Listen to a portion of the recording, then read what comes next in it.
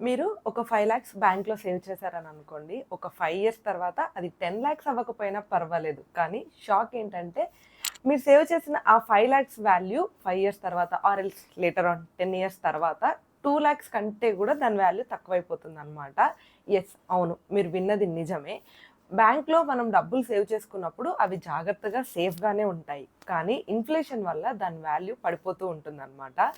ఈ వీడియోలో మనం మన డబ్బుల్ని ఎలా ప్రొటెక్ట్ చేసుకోవాలి ఇన్‌ఫ్లేషన్ నుంచి, దాని వాల్యూ రెడ్యూస్ అవ్వకుండా ఎలా చూసుకోవాలి ఏంటి అని చెప్పేసేసి డీటెయిల్డ్‌గా చూద్దాం. Hello everyone, welcome to my channel Mounika Rajesh vlogs.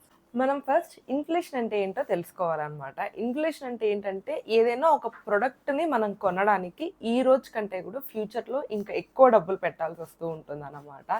ఎగ్జాంపుల్‌గా ఒక 10 years back petrol almost 60 rupees, 50 rupees అలా ఉండింది. కానీ ఇప్పుడు 100 ప్లస్ ఉండిందనమాట.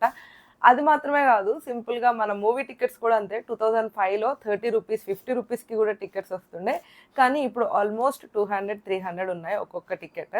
సో ఇది ఇన్‌ఫ్లేషన్ అనమాట. ఏంటంటే ఈ రోజు ఉన్న ప్రైస్ కన్నా అదే ప్రొడక్ట్ దానికి అంతే అంటే సేమ్ ప్రొడక్ట్ మనం ఒక 10 ఇయర్స్ తర్వాత ఎక్కువ డబ్బులు పెట్టి కొనాల్సి వస్తూ ఉంటుంది. సింపుల్‌గా చెప్పాలంటే మనకి డబ్బుకి వాల్యూ తగ్గిపోతూ ఉంటుందన్నమాట. సో దీన్నే ఇన్‌ఫ్లేషన్ అంటారు. అయితే చాలామంది ఈ ఇన్‌ఫ్లేషన్ మా బ్యాంక్ సేవింగ్స్‌ని ఎలా అటాక్ చేస్తాయి అని అనుకుంటూ ఉంటారు కదా! అవును. లైక్ మీరు ఒకవేళ ఈరోజు ఒక 1,00,000 మీ బ్యాంక్ అకౌంట్‌లో సేవ్ చేశారని అనుకోండి. ఇన్‌ఫ్లేషన్ యావరేజ్‌గా ఒక 6% ఉండింది అని అనుకుంటే 10 ఇయర్స్ తర్వాత దాని వాల్యూ 55,000 అవుతుందన్నమాట. అంటే మీరు సేవ్ చేసిన 1,55,000కి అయిపోదు. ఏంటంటే మీరు కొనే ప్రొడక్ట్ వాల్యూ అలా పడిపోతూ ఉంటుందన్నమాట. సపోజ్ ఈరోజు ఏదైనా ఒక ప్రొడక్ట్ మీరు 1,00,000 పెట్టి కొనగలుగుతున్నారు అని అనుకుంటే, లైక్ 55,000కి ఈరోజు కొనగలుగుతున్నారంటే 10 ఇయర్స్ తర్వాత అది 1,00,000 అవుతుంది. అంటే ఆ మనీ డిఫరెన్సెస్ అనేది పడిపోతూ ఉంటుందన్నమాట. అందుకని చెప్పేసేసి బ్యాంక్‌లో సేవ్ చేసుకుంటున్నాము, మన మనీ సేఫ్‌గానే ఉండింది అని అనుకుంటాం. యెస్, డబ్బు సేఫ్‌గానే ఉంటుంది. కానీ దాని వాల్యూ ఏ రోజుకి ఆ రోజు పడిపోతూ ఉంటుందన్నమాట. ఇదే ఈ వేలో మన మనీని ఇన్‌ఫ్లేషన్ అటాక్ చేస్తూ ఉంటుంది. సో మనందరం చేసే బిగ్గెస్ట్ మిస్టేక్స్, మెయిన్‌లీ మన మిడిల్ క్లాస్‌లో గానీ, యూజువల్‌గా రెగ్యులర్‌గా మన సర్కిల్స్‌లో అందరూ చేసే పెద్ద మిస్టేక్ ఏంటంటే మనీని ఎప్పుడైనా కూడా సేవ్ చేస్తారు కానీ దాన్ని ఎలా గ్రో చేయాలి అని చెప్పేసేసి థింక్ చేయరు. మన దగ్గర కొంచెం డబ్బు ఉంది అంటే దాన్ని బ్యాంక్ అకౌంట్‌లో సేవ్ చేయడమో, లేకపోతే ఇంట్లోనే కొంచెం లిక్విడ్ క్యాష్ అలా పెట్టుకోవడమో అలా ఉంచుకుంటారు తప్ప దాన్నెప్పుడూ కూడా గ్రో చేయడానికి ఆలోచించరన్నమాట. ఇంట్రెస్ట్ రేట్స్ తగ్గిపోతున్నాయి, లేదా ఇన్‌ఫ్లేషన్ మినిమమ్ 6% ఉంటుంది యావరేజ్‌గా. సో ఇవన్నీ కూడా మైండ్‌లో పెట్టుకొని మనం మనీని గ్రో చేయడానికి ఆలోచించాలి గానీ, జస్ట్ సేవ్ చేయడం వల్ల దాని వాల్యూ రెడ్యూస్ అయిపోతూ ఉంటుంది కాబట్టి ఫ్యూచర్‌లో మనం సేవ్ చేసిన దానికి పెద్దగా విలువుండదు. కానీ ఎప్పుడైనా ఆలోచించారా? రిచ్ పీపుల్ ఎప్పుడూ కూడా అంటే వాళ్ళ స్టాండర్డ్స్‌ని అలాగే మెయింటైన్ చేసుకుంటూ ఉంటారు. వాళ్ళ ప్రాపర్టీని గానీ, వాళ్ళ వాల్యూని గానీ. ఎలా అని ఎప్పుడైనా ఆలోచించారా? వాళ్ళు మనీని జస్ట్ సేవ్ చేయరనమాట. మనీని ఇన్వెస్ట్ చేస్తారు. వాళ్ళకొచ్చిన ఇన్‌కమ్‌ని జస్ట్ సేవింగ్స్‌కి మాత్రమే కాకుండా ఇన్వెస్ట్‌మెంట్ మీద కూడా పెడుతూ ఉంటారనమాట. సో కామన్ ఇన్వెస్ట్‌మెంట్ ప్లాన్స్ యూజువల్‌గా మనము ప్లాన్ చేయగలిగేవి ఏముంటాయి అంటే mutual funds, real estate, gold, business, ఇలా స్టాక్ మార్కెట్, ఇలా మల్టిపుల్ ఆప్షన్స్ ఉన్నాయన్నమాట మనకి. సో మనీని జస్ట్ సేవ్ చేయకుండా ఇన్వెస్ట్మెంట్ స్టార్ట్ చేసినప్పుడు ఆటోమేటిక్‌గా మన మనీ వాల్యూని అంటే ఇన్‌ఫ్లేషన్ నుంచి తగ్గిపోతున్న మనీ వాల్యూని మనం ఆటోమేటిక్‌గా పెంచుకుంటూ ఉండొచ్చు. ఇదే రిచ్ పీపుల్ వాళ్ళ సీక్రెట్ అన్నమాట. సో ఫస్ట్ మనం తెలుసుకోవాల్సిన విషయం ఏంటంటే ఈ ఇన్‌ఫ్లేషన్ నుంచి జాగ్రత్తగా ఉండడానికి సేవింగ్స్ అంటే ఏంటి, ఇన్వెస్ట్‌మెంట్స్ అంటే ఏంటి అని డిఫరెన్స్ తెలుసుకోవాలన్నమాట. మీకు ఒక చిన్న ఎగ్జాంపుల్‌తో క్లియర్‌గా ఎక్స్‌ప్లెయిన్ చేయడానికి ట్రై చేస్తాను. ఒకవేళ మీరు ఎవ్రీ మంత్ బ్యాంక్‌లో ఒక 10,000 సేవ్ చేస్తున్నారు అని అనుకోండి. 20 ఇయర్స్‌కి అది యావరేజ్‌గా ఒక 24 లాక్స్ అలా అవుతూ ఉండిందనమాట. ఈ ఇన్‌ఫ్లేషన్‌ని ఇవన్నీ కాలిక్యులేట్ చేస్తే గూడా దానిది లైక్ మీరు ఏదైతే ఒక 24 లాక్స్ సేవ్ చేశారో దాని వాల్యూ వచ్చేసేసి జస్ట్ 10-12 లాక్స్ మాత్రమే అవుతుంది. అదే మీరు ఎవ్రీ మంత్ అదే 10,000ని మ్యూచువల్ ఫండ్స్‌లో గానీ ఎక్కడన్నా ఇన్వెస్ట్ చేయడం స్టార్ట్ చేస్తే యావరేజ్‌గా ప్రతి మ్యూచువల్ ఫండ్‌కి కూడా 12% రిటర్న్స్ ఉంటాయి. సో అది మీకు 1,00,00,000 ప్లస్ వర్త్‌ని ఇస్తుందనమాట. సో ఇన్వెస్ట్‌మెంట్‌కి సేవింగ్స్‌కి ఉన్న డిఫరెన్స్ ఇదే. మనం సేవింగ్స్ చేస్తే దాని వాల్యూ పడిపోతూ ఉంటుంది. బట్ వేరాజ్ ఇన్వెస్ట్ చేస్తే అదొక వెల్త్ లాగా ఎప్పుడూ గ్రో అవుతూ ఉంటుంది.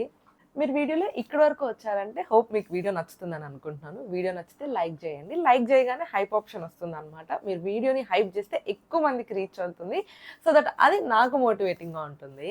So let's see 5 smart ways to protect your money. First వచ్చేసేసి ఇన్వెస్ట్ ఇన్ మ్యూచువల్ ఫండ్స్. మనకి ఎంత తక్కువ శాలరీ ఉన్నా కూడా లైక్ మనం బేసిక్గా తక్కువ అమౌంట్ ఇన్కమ్ ఉన్నప్పటికీ కూడాను మ్యూచువల్ ఫండ్ స్టార్ట్ చేయొచ్చు అనమాట. ఎవ్రీ మంత్ 1000 రూపీస్తో కూడా ఎస్ఐపి స్టార్ట్ చేయొచ్చు. మీకు లాంగ్ టర్మ్లో ఇది ఈ ఇన్ఫ్లేషన్ని బీట్ చేయడానికి హెల్ప్ అవుతుంది అనమాట.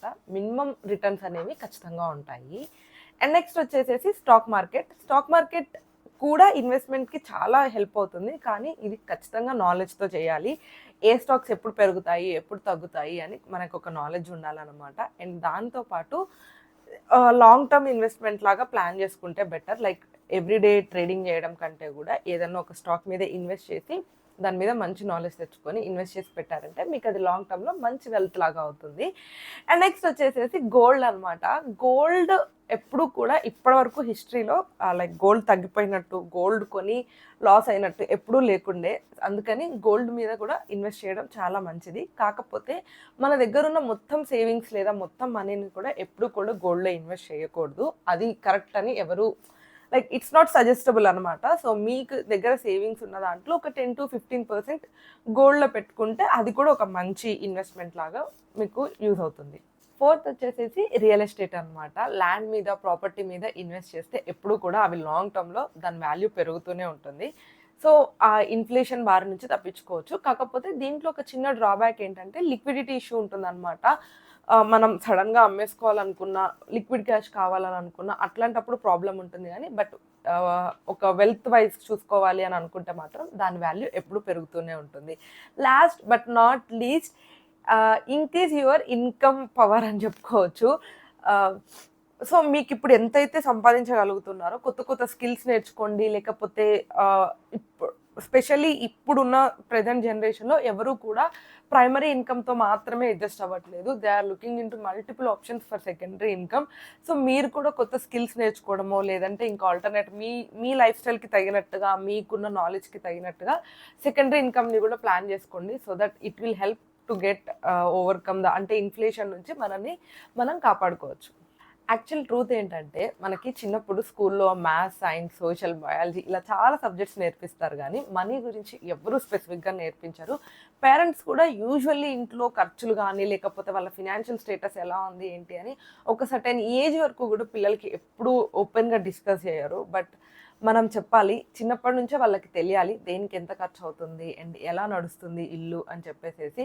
చాలామంది మనీ కోసం పనిచేయడం నేర్పిస్తారు తప్ప మనీని ఎలా గ్రో చేయాలి, అసలు మనీ ఎలా హ్యాండిల్ చేయాలి అని అనేది ఎవరికి నేర్పించరు. బట్ చిన్నప్పటి నుంచే ఆ నాలెడ్జ్ ఉంటే చాలా మంచిగా ఉంటుంది. ఈరోజు మనం ఇలా ఎక్స్పీరియన్సెస్తో స్ట్రగుల్ అవ్వకుండా ఉండాల్సిన సిచ్యువేషన్స్ ఉండేవి. సో మాకు అసలు ఏం అర్థం అవ్వట్లేదు, ఇన్ఫ్లేషన్ నుంచి ఎలా బయటపడాలి లేదంటే ఎలా మనీని జాగ్రత్తగా పెట్టుకోవాలి అని అనుకుంటే ఒక సింపుల్ రూల్ గుర్తుపెట్టుకోండి. ఎస్, ఈ వీడియో అంతా చూసి ఏంటి మేము మనీ సేవ్ చేయకూడదా అని అనుకోకండి. మనం మనీని ఖచ్చితంగా సేవ్ చేయాలి. కానీ ఎట్ ద సేమ్ టైం మనీని ఇన్వెస్ట్ చేయడం కూడా నేర్చుకోవాలన్నమాట. నేను ఆల్రెడీ ఇంతకుముందు ఒక లాంగ్ వీడియో చేశాను. మనకు వచ్చే ఇన్కంలో ఎంత పర్సెంటేజ్ ఆఫ్ మనీని సేవ్ చేయాలి అండ్ ఎంత పర్సెంటేజ్ ఆఫ్ మనీని ఇన్వెస్ట్ చేయాలి అండ్ దాంట్లో ఆప్షన్స్ ఏంటి, ఎలా గ్రో చేసుకోవాలి ఏంటి అని.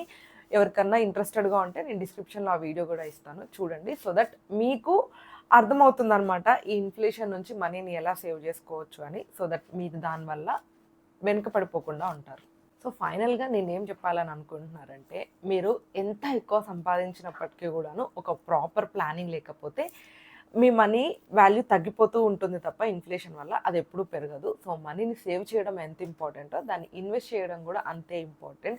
మీరు ప్రాపర్గా ప్లాన్ చేసి ప్రాపర్గా ఇన్వెస్ట్ చేస్తే ఫ్యూచర్లో మీ లైఫే కంప్లీట్గా చేంజ్ అవుతుంది. బికాస్ లైఫ్ ఎప్పుడు కూడా అన్ప్రెడిక్టబుల్గా ఉంటుంది. ఏ రోజు ఏమవుతుందో తెలియదు కాబట్టి best savings and best investment plans రెండు కూడా అవసరమే ఒక కంప్లీట్ అండ్ సెక్యూర్డ్ లైఫ్ కోసం. అండ్ ఎస్, మీ ఒపీనియన్స్ నాతో కమెంట్ బాక్స్లో చెప్పండి. లైక్ మీరు సేవింగ్స్ ఎంత చేస్తున్నారు అండ్ ఏ వేస్లో చేస్తున్నారు, ఇన్వెస్ట్మెంట్స్ చేస్తున్నారా లేదా అని చెప్పేసి. అండ్ వీడియో నచ్చితే లైక్ చేయండి, ఎవరికన్నా యూజ్ అవుతుంది అని అనిపిస్తే షేర్ చేయండి. Don't forget to subscribe. Thank you for watching till the end.